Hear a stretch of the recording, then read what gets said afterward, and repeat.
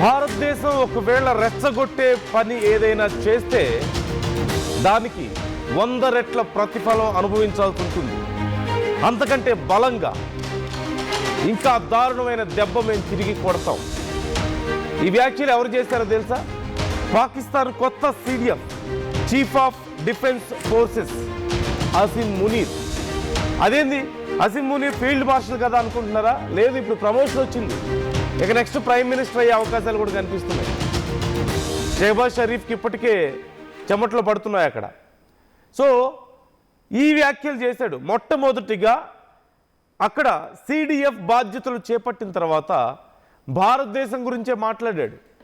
భారతదేశానికి వార్నింగ్ ఇచ్చాడు.